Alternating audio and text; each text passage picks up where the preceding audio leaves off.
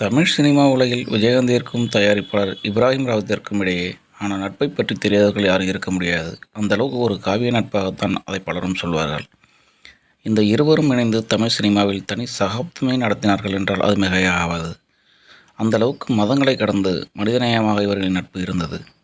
விஜயகாந்த் அரசியல் கட்சி தொடங்கிய பிறகு இந்த நட்பில் விரிசல் ஏற்பட்டது.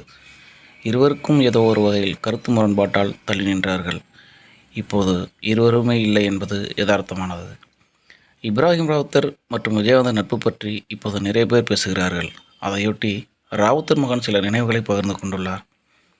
அவர் உடல்நிலை சரியில்லாத போது நான் போய் பார்க்கவில்லை என்பது உண்மைதான். அவரது வீடியோக்களை பார்த்தபோது நான் உடைந்தே போய்விட்டேன். அதனால தான் நேரில் சந்திக்கும் தைரியம் எனக்கு இல்லாமல் போய்விட்டது.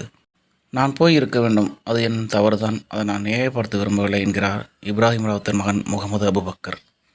தொடர்ந்து இரண்டு பேரும் ஒருவர் மீது ஒருவர் நம்பிக்கை வைத்திருந்த அந்த நட்புக்கு காரணம் இருவரும் உண்மையாக பழகினார்கள். அதில் கொஞ்சம் கூட சுயநலம் இல்லை என்பதுதான் உண்மை. அவர்கள் ஒரு கட்டத்தில் பிரிந்து போனார்கள். ஆனால் சண்டை எதுவும் போட்டுக்கொண்டதில்லை, எதிரியாக இருக்கவில்லை. ஒரு கட்டத்துக்கு பின் பிரிந்து இருப்போம் என்று முடிவு எடுத்து தான் பிரிந்து போனார்கள். விஜயகாந்த் வீட்டிலும் சரி, எங்கள் வீட்டிலும் சரி, மாறி மாறி ஆட்கள் வேலை செய்து கொண்டு தான் இருந்தார்கள். எங்கள் கம்பெனியில் உள்ள டிரைவர் அவர் வீட்டுக்கு டிரைவராக இருப்பார். அங்கு வேலை இல்லாத போது எங்கள் கம்பெனிக்கு வருவார்கள். அப்பாவும் கேப்டனும் பிறந்தார்களே தவிர பணியாட்கள் அப்படியே தான் இருந்தார்கள். அவர்களுக்குள் எந்த பிரிவும் வந்ததில்லை. அப்பாவும் கேப்டனும் பிரிந்ததற்கு காரணம் அவர்களுக்கு எந்த சண்டையும் இல்லை. அவர் அரசியலுக்கு வந்த பிறகு அப்பா கருத்து வேறாக இருந்தது. அதே போல் கேப்டனின் கருத்து வேறாக இருந்தது. அதனால் இருவரும் அமைதியாக இருந்து விட்டார்கள். கேப்டனின் விருப்பம் என்னவோ அதன்படியே அவர் இருக்கட்டும் என்றும் சொல்லிவிட்டார் அப்பா. விலகிய பிறகும் கூட கேப்டனை பற்றி விசாரித்து கொண்டு தான் இருந்தார். அதே போல் கேப்டனும் அப்பாவை பற்றி விசாரித்து கொண்டு தான் இருந்தார். கேப்டன் ஒழுங்காக எக்ஸசைஸ் செய்கிறாரா, உடல்நலத்தில் அக்கறையோடு இருக்கிறாரா என அங்கிருந்து வரும் நபர்களிடம் கேட்டுக்கொண்டே தான் இருந்தார். கேப்டனும் அப்பாவை விசாரித்து கொண்டு தான் இருந்தார். கடைசியில் அந்த விசாரிப்பு இருவருக்கும் இடையிலும் இருந்து கொண்டு தான் இருந்தது. அடிக்கடி எங்கள் மேனேஜரிடம் ஃபோன் பண்ணி கேப்டன் விசாரிப்பார். அப்பா மருத்துவமனையில் இருந்தபோது கூட விசாரித்து கொண்டு தான் இருந்தார்.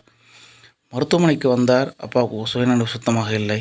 விஜய் வந்திருக்கிறேன், உங்கள் விஜய் வந்திருக்கிறேன் என்று சொல்லி கதறி எழுது கொண்டிருந்தார். பக்கத்தில் உட்கார்ந்து அவரை ஆற தழுவி கொண்டிருந்தார். ஆனால் அப்பாவுக்கு சுத்தமாக நினைவு இல்லை. நான் கூட அப்பா உங்கள் ஃப்ரெண்டு வந்திருக்கிறார், பேசுங்க அப்பா என்று சொன்னேன். அவரால் கேட்க முடிந்தது, ஆனால் சுத்தமாக பேச முடியவில்லை. அவரது உடல் ஒத்துழைக்கவும் இல்லை. மருத்துவர்கள் கூட கேப்டன் பேச்சுக்கு அப்பா ரெஸ்பான்ஸ் செய்கிறார், தைரியமாக இருங்கள், அவரை காப்பாற்றி விடலாம் என்றே சொன்னார்கள். மறுநாள் அப்பா மறைந்து விட்டார். கேப்டன் உடனே வந்தார், கண்கலங்கி நின்றார். அவரால் அந்த இழப்பை சுத்தமாக ஜீரணிக்க முடியவில்லை. அதன் பின்னர் என் கைகளை பிடித்துக்கொண்டு, உன் அப்பன் உன்னை எப்படி வளர்த்திருப்பான் என்று எனக்கு தெரியும், ஒழுக்கமாக இரு, எதற்கும் பயப்படாதே, நன்றாக நீ வருவாய் என்று ஆறுதல் சொன்னார்.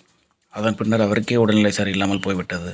அதை டிவியில் பார்த்தபோது நான் மிகவும் கலங்கி நின்றேன். நான் பயங்கர குண்டாக இருந்தேன். அவர் சொல்லித்தான் சிலம்பம் கற்க போனேன். அடிக்கடி உடம்பு தான் முக்கியம் என்று சொல்லிக்கொண்டே இருந்தார். அதை பார்த்து நான் ஃபைட் கற்றுக்கொண்டேன். அவரது ஆக்ஷன் எனக்கு ரொம்ப பிடிக்கும்.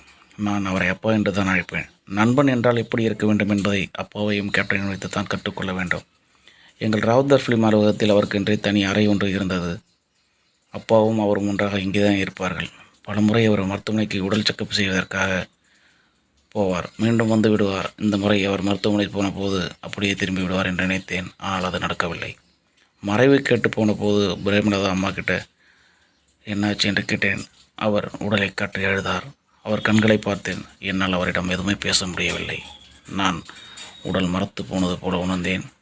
கண்கள் கலங்கி நின்றேன். எதுவுமே பேச முடியவில்லை. அப்பா இறந்தபோது எப்படி உணர்ந்தேனோ அதே போன்றே கேப்டன் அவர்கள் இருந்தபோதும் உணர்ந்தேன்.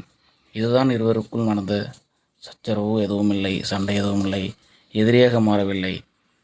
படத்தில் ஒன்றாக இணைந்து தயாரித்த போதும் சரி, இருவருக்குள்ளும் இருந்த நட்பு கேப்டன் அரசியல் ஆரம்பித்த பிறகு இருவருக்குள் ஏதோ ஒரு வகையில் பிரிவு ஏற்பட காரணமாகிவிட்டது. அதுவே இரண்டு பேரும் கடைசி வரை பேசாமல் பிரிந்து போகவே காரணமாக அமைந்தது. இந்த நட்பு என்பது காவியத்தில் மட்டுமே காணக்கூடிய நட்பு.